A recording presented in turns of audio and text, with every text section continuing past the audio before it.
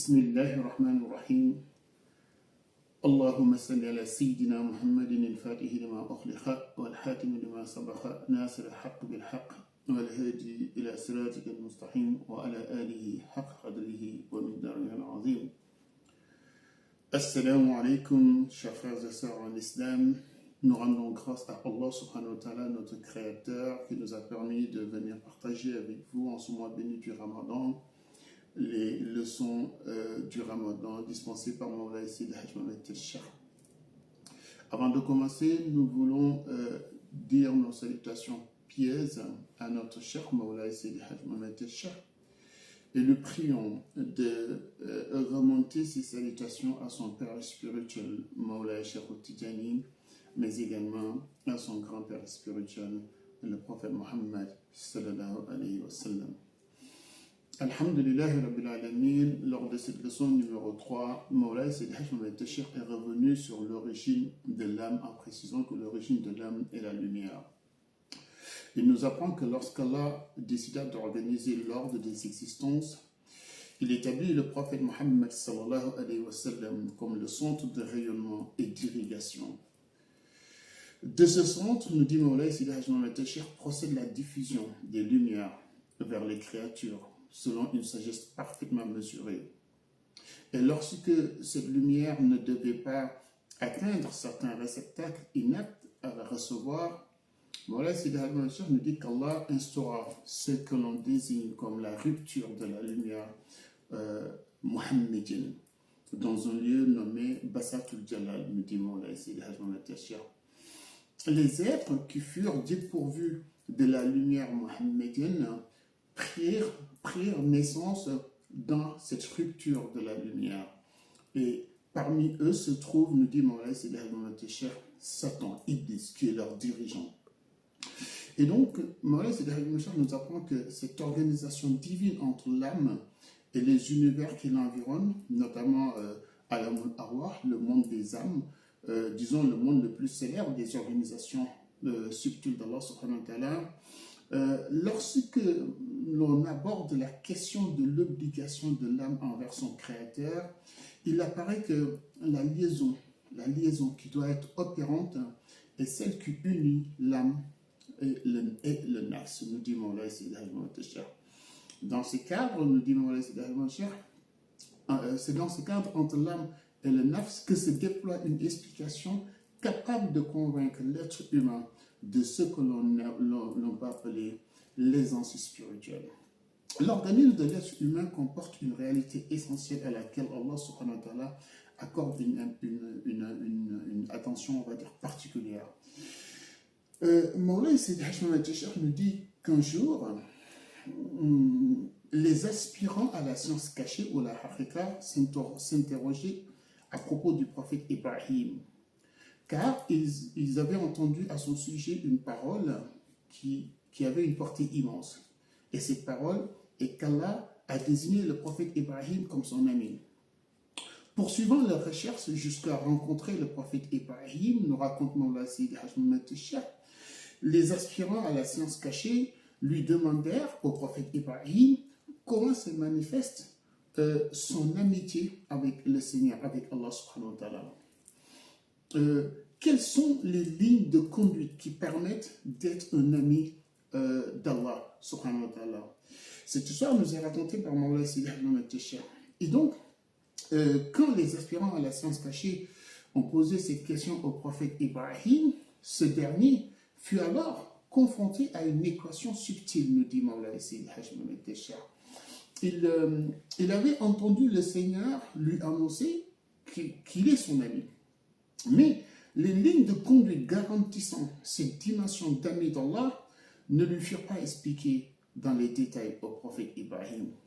Et donc, pour résoudre cette équation, le prophète Ibrahim eut recours à ce que l'on peut appeler le tawassul, nous dit Mawlana Sidi Hajj Mohamed El-Cheikh.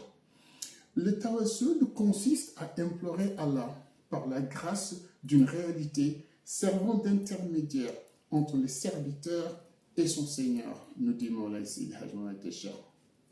Cela trouve son fondement, le tawassul trouve son fondement d'ailleurs dans le Coran. Allah dit dans le Coran, ô vous qui croyez, craignez Allah et recherchez un moyen de vous rapprocher de lui, en utilisant le terme wasila. Et Mawlana Seydi Hadji Malick nous dit que ce terme wasila indique l'existence d'un intermédiaire entre le serviteur et son Seigneur. Reste alors la question de la reconnaissance et de l'estime que l'on porte plutôt à celui qui occupe cet espace intermédiaire et par lequel la grâce se transmet.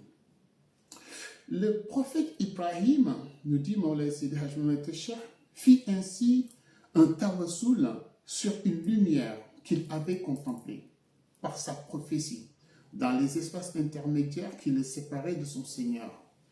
Lorsque l'on questionna le prophète Ibrahim sur cette lumière, il expliqua que dans le cadre nourani, c'est-à-dire dans sa vie primaire sous forme de lumière, et donc avant sa deuxième vie en tant qu'âme à Alamul Arwah, il avait aperçu une lumière qui le précédait, sans en connaître véritablement l'origine.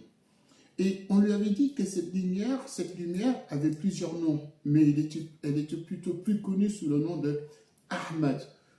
Disons, c'est le nom le plus célèbre pour cette lumière dans les cieux. Et donc, devant répondre à la question qui lui est posée sur la teneur d'une amitié avec Allah subhanahu wa ta'ala, le prophète Ibrahim, nous dit Mawlana Seydi Hadji Malick, décida de faire appel à cette lumière primordiale qu'il avait connue dans son ancienne vie de lumière. Et le prophète Ibrahim fait donc un tawassul sur la lumière du prophète Mohammed sallallahu alayhi wa sallam, nous dit Mawlana Seydi Hadji Malick. Cette lumière s'appelle Nour Ahmad. On peut aussi l'appeler Nour Muhammad. Et donc, le prophète Ibrahim, nous dit Mawlana Seydi Mouhamed Cheikh, accomplit donc son tawassul. Et Allah le plongea alors dans un état d'absence. Mais l'état d'absence dans lequel Allah subhanahu wa ta'ala plongea le prophète Ibrahim signifie qu'un serviteur ayant accompli le tawassul se tient, les mains levées, tourné vers son Créateur dans une supplication ardente et sincère. Mais à force d'élévation intérieure, il ne perçoit plus rien. Sa conscience de soi s'efface. Son individualité se dissout dans la présence divine. Cet effacement, nous dit Mawlana Seydi Hadji Malick Cheikh, devient alors un véritable état d'absence. Non pas par disparition, mais par immersion, nous dit Mawlana Seydi Hadji Malick Cheikh. Dans cet état, l'âme du prophète Ibrahim retourne vers ces stations intermédiaires auxquelles plutôt, il retourne dans les stations intermédiaires et se connecte. Il se connecte plutôt à la lumière primaire, nous dit Mawlana Seydi Hadji Malick Cheikh, qu'il avait rencontré et qui s'appelle Nour Ahmad. Et donc, pour faire un petit résumé, pour ne pas vous perdre, le prophète Ibrahim, quand les aspirants à la science cachée l'ont interrogé sur la teneur de son amitié avec Allah subhanahu wa ta'ala, Mawlana Seydi Hadji Malick Cheikh nous dit que le prophète Ibrahim a fait un tawassul sur Nour Ahmad, sur la lumière du prophète Mohammed sallallahu alayhi wa sallam. Il a tendu les deux mains comme ça et a évoqué son Créateur à travers la lumière de Nour Ahmad. Et quand il a tendu les deux mains pour invoquer son Créateur l'a plongé dans un état d'absence. Et dans cet état d'absence, le prophète Ibrahim retourne donc dans les espaces intermédiaires où il avait rencontré dans cette vie primaire, il avait rencontré donc le Nour Ahmad, la lumière du prophète Mohammed sallallahu alayhi wa sallam.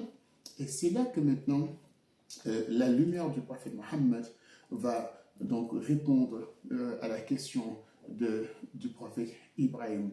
Et donc, Sylvain Michel nous dit que dans cette méditation profonde, la lumière d'Ahmad instruit le prophète Ibrahim sur la manière dont Dieu entretient une relation d'amitié avec son serviteur. Et Nour Ahmad dit au prophète Ibrahim que cette amitié entre Allah et son serviteur repose sur trois piliers. Le premier pilier, nous dit Mawlana Seydi Hadji Malick Cheikh, est que Dieu, dans la station absolue de son unicité, ne laisse aucune place à l'association, ni même à une amitié au sens où nous l'entendons dans ce monde ci-bas. Là où il est dans son essence transcendante, nul ne peut siéger avec lui, nous dit Moulay Sidi Haj Mohamed Tachar. Non par refus, mais parce que cette station n'admet aucune dualité, nous enseigne Moulay Sidi Haj Mohamed Tachar. Même si Allah voulait faire place à un ami, celui-ci ne pourrait s'y maintenir, car l'unicité pure ne supporte aucune altérité. La lumière d'Ahmed enseigne au prophète Ibrahim ainsi le cadre de Ahad, nous dit Moulay Sidi Haj Mohamed Tachar, le cadre de l'un, de l'indivisible, tel que révélé dans le Coran. Et lorsque le Coran, plutôt tel que révélé dans le Coran, on va dire dans la sourate Ikhlas, et dans cette sourate Ikhlas, quand on dit Bismillahirrahmanirrahim, Qul huwallahu ahad, ça fait référence à cette unicité d'Allah, nous dit Moulay Sidi Haj Mohamed Tachar. Le deuxième pilier, nous dit Moulay Sidi Haj Mohamed Tachar, descend comme une clarification. Là où Dieu est dans son unicité, il n'a besoin d'aucun secours. Son être est plénitude absolue. Il ne dépend d'aucune force, d'aucune aide, d'aucun appui. Au contraire, toute chose dépend de lui. Et le Coran l'énonce également, nous dit Moulay Sidi Haj Mohamed Tachar, dans la continuité toujours de la même sourate, la sourate Ikhlas, à travers ces paroles, Bismillahirrahmanirrahim, Qul huwallahu ahad, Allahu samad. Puis maintenant vient le troisième pilier. Il est encore plus subtil, ce troisième pilier. Moulay Sidi Haj Mohamed Tachar nous dit que dans cette unicité divine, Allah subhanahu wa ta'ala n'a pas d'héritier. Car l'héritage suppose la finitude. Or, l'Éternel ne transmet pas son être et ne le reçoit de personne. Il n'est ni issu d'une origine, ni destiné à une succession, nous dit Moulay Sidi Haj Mohamed Tachar. On retrouve encore la sourate, on retrouve encore ces réalités dans la sourate Ikhlas, qui proclame cette réalité à travers la parole Lam yalid wa lam yulad wa lam yakun lahu kufuwan ahad. Alors, le prophète Ibrahim, dans la profondeur de son recueillement, interroge à nouveau Nour Ahmad, la lumière du prophète Muhammad sallallahu alayhi wa sallam, en lui disant ceci: sur quelle base repose mon amitié, moi Ibrahim, avec Allah mon créateur, lui demande-t-il. Moulay Sidi Haj Mohamed Tachar nous dit que la lumière d'Ahmad, la lumière du prophète Muhammad sallallahu alayhi wa sallam, répond à cette question du prophète Ibrahim en lui disant que cette amitié repose exclusivement sur la volonté divine, car Dieu agit selon un décret qui ne dépend d'aucune cause extérieure. On retrouve cela dans la formule coranique qui dit Innama amruhu idha arada shay'an an yaqula lahu kun fayakun. Ainsi, l'amitié divine n'est ni le fruit d'un mérite, ni le résultat d'un effort suffisant par lui-même. L'amitié divine procède d'un choix. Dieu choisit librement une âme par pure sagesse, une âme parmi les âmes. Il l'élit, il l'honore et la dépose sur elle le secret de la prophétie, sachant que cette âme viendra un jour au monde terrestre porteuse d'une mission universelle, nous dit Moulay Sidi Haj Mohamed Tachar. Cette âme choisie fut celle d'Ibrahim pour le cas dont on parle. Poursuivant ces enseignements, Moulay Sidi Haj Mohamed Tachar nous dit que le prophète Ibrahim est donc revenu de son état d'absence, de cette immersion intérieure où l'âme s'est effacée devant la présence, et donc il retrouve le monde des hommes qui l'ont interrogé. Alors le prophète Ibrahim leur répondit avec clarté: écoutez, mon amitié avec Dieu n'est pas fondée sur une base que moi-même je posséderai. Non, mon amitié avec Dieu repose uniquement sur la volonté divine. Par cette parole, nous dit Moulay Sidi Haj Mohamed Tachar, le prophète Ibrahim brise toute illusion de mérite autonome. Il enseignait que la proximité divine n'est pas un calcul, mais un choix souverain. Ce qu'il interrogeait comprirent alors qu'il ne pouvait pas fabriquer l'amitié divine. Non, ça ne se fabrique pas. Mais qu'ils pouvaient cheminer vers Dieu jusqu'à ce que, par la grâce d'Allah, ils les choisissent. Et donc, les aspirants à la science cachée qui ont interrogé donc, le prophète Ibrahim réalisèrent aussi que leur question n'était pas la plus juste et que la véritable question n'était pas comment devenir l'ami de Dieu, mais plutôt comment cheminer vers Allah, nous dit Mawla Sid Hajj Mohamed Shah. Et donc, ils se demandèrent que devons-nous faire. Ils posèrent la question au prophète Ibrahim, nous dit Mawla Sid Hajj Mohamed Shah à nouveau, que devons-nous faire, cher prophète, pour être amis d'Allah, pour cheminer vers Allah plutôt. Et le prophète Ibrahim leur répondit, purifiez vos cœurs. Le prophète Ibrahim ajouta qu'il viendra un temps où la science la plus appréciée de Dieu sera celle qui permet à l'homme de trouver l'équilibre entre son as et son âme spirituelle. Non pas dans l'écrasement brutal, nous dit Mawla Sidi Hajj Mohamed Tachar, de l'un par l'autre, mais dans une harmonie où le nafs est discipliné plutôt et l'âme élevée, on va dire. Et si on revient donc à l'enseignement du prophète Mohammed sallallahu alayhi wa sallam dans ce cadre, Mawla Sidi Hajj Mohamed Tachar nous dit que le prophète a indiqué qu'un musulman peut parvenir à un stade où Dieu lui-même augmente la volonté de ce musulman. Certes, dit Mawla Sidi Hajj Mohamed Tachar, le croyant chemine par son propre effort, mais lorsqu'il est sincère, Dieu amplifie son élan. Et Mawla Sidi Hajj Mohamed Tachar nous dit que quand le prophète a tenu ses paroles, en disant que le musulman atteindra un degré où c'est Allah subhanahu wa ta'ala lui-même qui viendra le fortifier, augmenter sa volonté, Mawla Sidi Hajj Mohamed Tachar nous raconte que quand le prophète a tenu ces paroles, que les compagnons du prophète, qui étaient déjà, il faut le dire, pleins de volonté, qui avaient déjà combattu dans des luttes majeures, comme la bataille de Badr et la bataille de Uhud, Mawla Sidi Hajj Mohamed Tachar nous dit que quand ils ont entendu ces paroles-là, ils ont aussitôt demandé au prophète comment prier pour que Dieu leur augmente davantage leur volonté. Voyez-vous, ce sont des gens qui étaient déjà pleins de volonté, qui ont déjà participé à des batailles, mais quand ils ont entendu ces paroles-là de la bouche du prophète, ils ont tous demandé au prophète quelle prière devait-il formuler pour qu'Allah subhanahu wa ta'ala augmente davantage leur volonté. Le prophète leur répondit, nous dit Mawla Sidi Hajj Mohamed Tachar, qu'il faisait déjà ces prières-là régulièrement. Et il leur dit que lorsque vous priez, vous répétez souvent la formule Iyyaka na'budu wa iyyaka nasta'in. Le prophète Mohammed sallallahu alayhi wa sallam a enseigné que dans la parole Iyyaka na'budu wa iyyaka nasta'in se trouvent deux mouvements essentiels.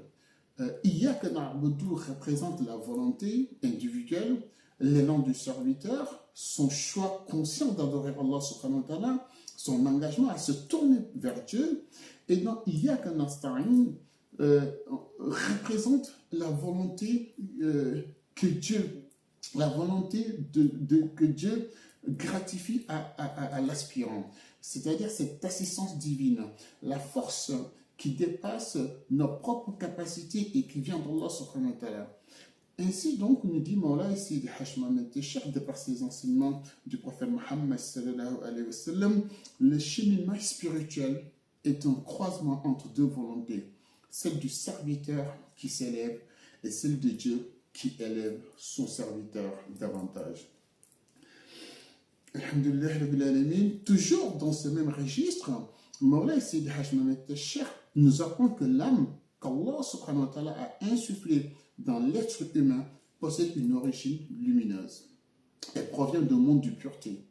Mais Dieu l'a placée dans un milieu qui ne lui est pas familier, nous dit Mawla Sidi Hajj Mohamed Tachar.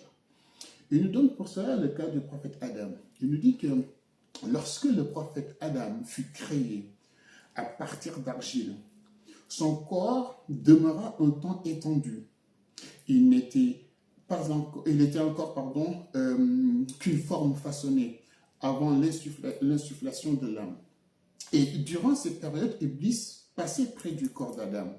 Bien qu'il fût déjà destiné à la malédiction, Iblis occupait un rang élevé parmi les êtres célestes. Et ceci grâce à ses actes d'adoration intérieure, nous dit Mawla Sidi Hajj Mahamad. Et donc, chaque fois qu'il passait devant cette forme d'argile couchée, qui était notre grand-père Adam, qui n'avait pas encore reçu le souffle de l'âme, Iblis disait que celui-là, tel qu'il le voit comme ça, Dieu lui a certes réservé quelque chose de grand. Et voilà les paroles donc, que disait Iblis quand il passait devant le corps d'Adam. Et quand il prononçait ces phrases, nous dit les anges furent surpris. Les anges furent surpris car un ange ne devance pas la décision divine, ni ne commente ce que Dieu a décrété, nous dit Mawla Sidi Hajj Mahamad. Pourquoi Iblis osait-il formuler une telle parole? À partir de là, un doute s'installa dans la tête des anges et ces derniers commencent donc à se poser des questions sur la réalité d'Iblis. Faisait-il réellement partie d'eux? Mawla Sidi Hajj Mahamad nous apprend qu'au début, Iblis percevait seulement qu'un secret entourait cette créature qui était Adam et qui était allongée au sol. Mais peu à peu, quelque chose changeant dans la tête d'Iblis. Au lieu d'accepter le décret divin avec humilité, le regard d'Iblis se transforma en mépris vis-à-vis d'Adam. Iblis observa l'argile sans comprendre la lumière qui y serait insufflée. Il vit la matière et ignora le souffle divin à venir, nous dit Mawla Sidi Hajj Mahamad. Et donc le trouble d'Iblis devient orgueil, son interrogation devient jalousie et son discernement apparent se mua en rébellion intérieure, nous dit Mawla Sidi Hajj Mahamad. D'ailleurs, la tradition rapporte qu'il alla jusqu'à manifester son mépris clair envers cette forme encore inanimée et Iblis lui exprimait son dédain carrément. Il commençait, Iblis, à le scruter du regard jusqu'au jour où il a commis l'acte qui lui a valu d'être reconnu par les anges comme étant un étranger à leur espèce. Comme que jusqu'à quel niveau de bassesse la jalousie peut emporter l'être. Et c'est quand les anges ont compris que Iblis leur était étranger, c'est quand Iblis un jour a craché sur l'être inanimé allongé au sol, nous dit Mawla Sidi Hajj Mahamad. Il dit que ceci intriga largement les anges. En effet, nous dit Mawla Sidi Hajj Mahamad, les anges sont limités de sorte que quiconque devrait cracher parmi eux, son crachat devait servir à quelque chose. Et Mawla Sidi Hajj Mahamad nous donne l'exemple de l'ange Michael. Il nous dit que la salive de l'ange qui sort de la bouche, de la langue, pardon, de l'ange Michael, et d'ailleurs Mawla Sidi Hajj Mahamad nous dit que ne pensez pas que l'ange Michael a une seule bouche. Non, l'ange Michael dispose un nombre incalculable de bouches. Et à ce sujet, Mawla Sidi Hajj Mahamad nous dit que les élus d'Allah, lorsqu'ils sont partis dans le monde d'Haïb, ils avaient dénombré jusqu'à 70 bouches, on va dire, pour l'ange Michael. Une fois à la Hadratul Ilahiyya, ils ont déclaré qu'ils disposaient donc de 70 bouches parce que c'est ça qu'ils ont découvert au monde Haïb. Mais, sauf que dans la Hadratul Ilahiyya, quand ils ont fait cette déclaration, Mawla Cheikh Ahmed Tijani leur indique d'ouvrir le manuel. On reviendra sur ce qui est le manuel de la Hadratul Ilahiyya. Une fois qu'ils ont ouvert le manuel, ils ont vu que le nombre total de ces bouches est codé.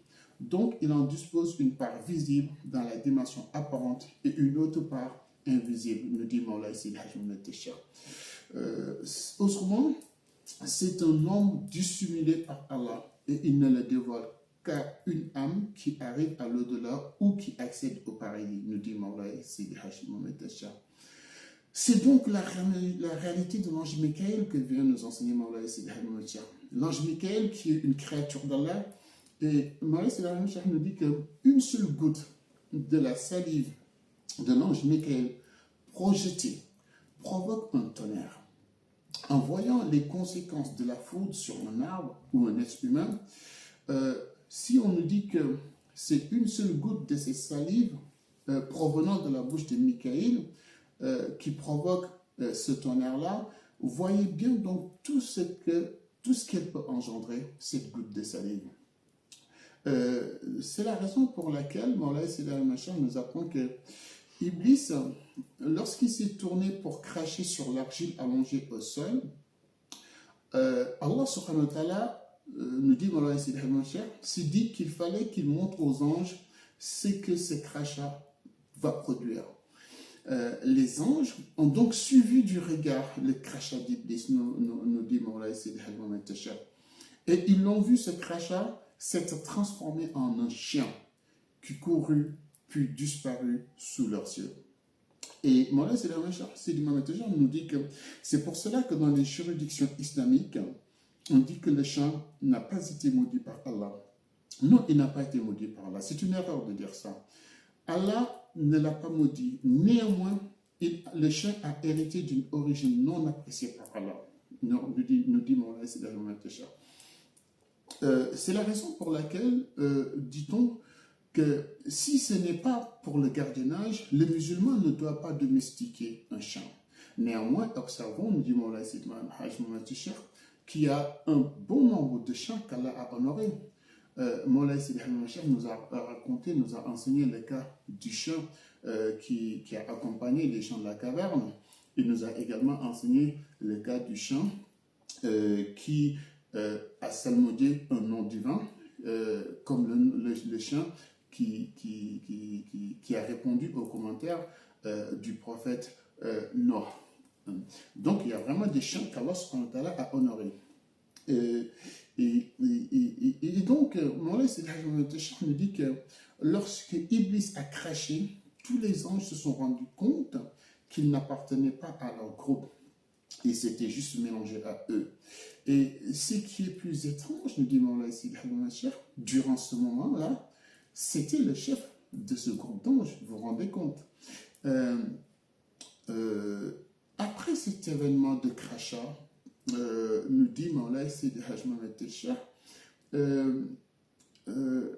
ce crachat d'Iblis et ses effets dans le monde Haïb, Mawlana Sidi Ahmed Shah nous dit que les leaders du monde Haïb se sont réunis pour proclamer qu'à partir d'aujourd'hui, il faut protéger la salive de la bouche de la personne qui fait le dé, ou de l'être qui fait le dé. Mais oui, c'est important. Parce que pourquoi les leaders du monde Haïb, nous dit Mawlana Sidi Ahmed Shah, ont pris cette décision-là?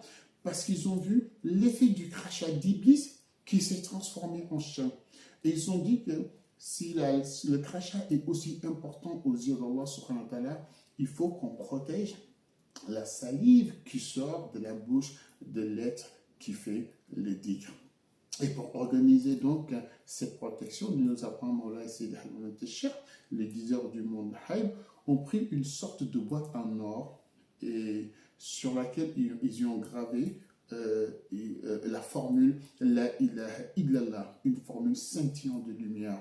Et ils y ont gardé dans cette boîte en or, ils y ont gardé, nous dit Mawlana Sidi Ahmed Shah, une réserve de salive provenant de la bouche de ceux qui font le dhikr, d'où l'importance capitale d'habituer sa bouche à faire le dhikr.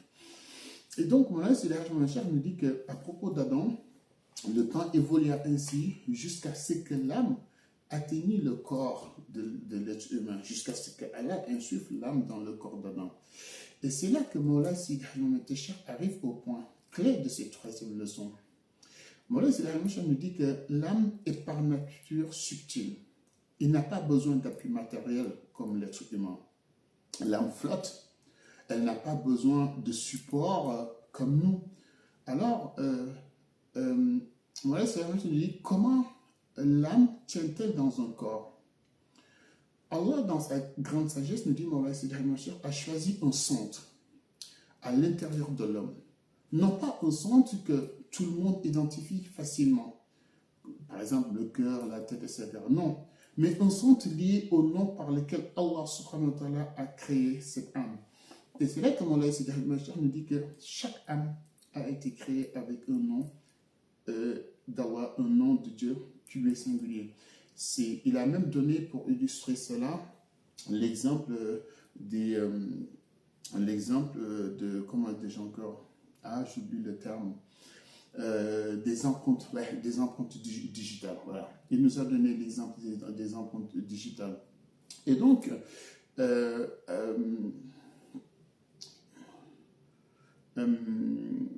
je perds un peu le fil. Et donc, puisque l'euro est inséré, Moulay Sidi Ahmed Machar nous apprend que puisque l'euro est inséré dans l'organisme humain et placé donc dans un centre, ouais, une question alors, nous dit Moulay Sidi Ahmed Machar, s'impose. Est-ce que l'âme aura aisance dans ce corps?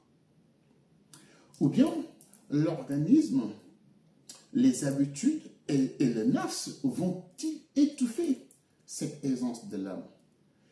C'est exactement ce qui ouvre le thème de la prochaine leçon, c'est-à-dire comment développer l'aisance spirituelle pour que l'âme vive correctement dans la vie terrestre sans perdre sa connexion à la lumière. C'était donc une petite synthèse de cette leçon numéro 3 de Moulay Sidi Ahmed Machar. C'est une leçon qui était très très très dense en enseignement et déjà traduire et interpréter les enseignements de Moulay Sidi Ahmed Machar est loin d'être facile, surtout que chaque phrase est bourrée de révélations inédites. Et j'essaie de faire une synthèse courte, mais c'est jamais court. J'espère que ça a été clair. Merci pour votre écoute. Assalamu alaikum wa rahmatullah.